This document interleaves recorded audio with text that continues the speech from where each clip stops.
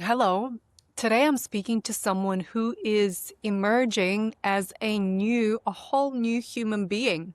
Yes, you are a whole new person. You have gone through a rebirth, a transformation. You've found a new sense of self.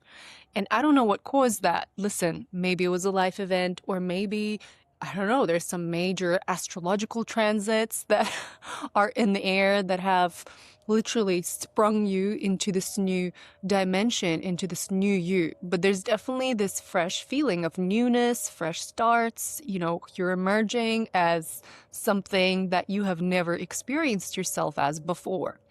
As always, I'll speak to the neuroscience of that. As I've said before, our brains are quite lazy things. Now, hear me out. It's not that they're bad, but they are lazy. Okay. Our brain requires a lot of energy in the form of glucose. The brain feeds on glucose ultimately. It goes through the cerebral spinal fluid, and that is how that nutrient feeds our brain. So it feeds on glucose. I'm not saying go on a sugar high here. I'm just saying that is the main source of food for your brain. Now, the brain requires a lot of energy to form a new neural pathway. That is why it's so difficult for us sometimes to acquire new habits or to quit old habits, like quitting smoking or quitting, being a negative kind of mindset-y type person, or being judgmental or whatever. Like, as we grow, you see, this thing called neuroplasticity, which is the capacity of our brain to rewire itself, yes, it declines with age. So it's the most abundant when we are children, when we're born. And that's why children are so like open. Anything's possible. Like, duh. Their brains are literally like, hey, full of possibility.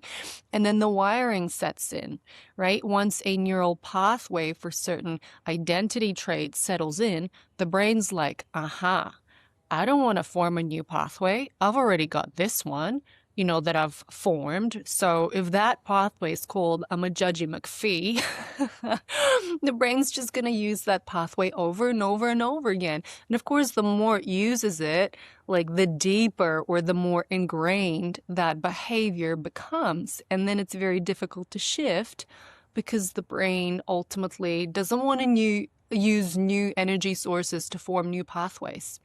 But it's not impossible. What I'm saying here is it's very much possible. See, we grow new neurons, new neural pathways all the time. However, if you feel like you're failing at either quitting a bad habit or, sticking to this newfound sense of self, or you find it very difficult to live in this new dimension that you've uncovered, that's just your brain not used to this new neural pathway that you've created. And the thing that will have you settle into this new version of yourself is repetition. Okay, so let's say you started a new YouTube channel, right? I'm not talking about anyone in particular, right? We won't name any names, but you started a new YouTube channel, and you said, I'm going to post every day. And you did that for like maybe a week and a half, and a month has gone by, and now it's like you post once a week. Okay? That's not failure. That's literally, that's how the brain works, because you're not used to posting every day. It's much easier to resort to, however, whatever your posting rate was prior to that, maybe on your other podcast. Again, we won't say any names, but that's what I'm talking about. Okay. So to fortify this new behavior of, let's say, posting daily, you literally, it takes discipline, it takes repetition. And I know I just gave my personal example there, but that goes for everything. Maybe you get a new haircut. You get a new haircut. So when you look at yourself in the mirror, you're like, who's that person? Or everybody's like commenting on your haircut rather than on whatever knowledge you're trying to get across. That's because that's the way our brain works. Literally, the way that people perceive you is also dependent on how they've perceived you before. So if they are used to you having long hair and you get a haircut, like, that's a drastic change. Their brain literally has to go through neuroplasticity as well as yours, because you see yourself in the mirror, right? To adjust to this new version of you. All right.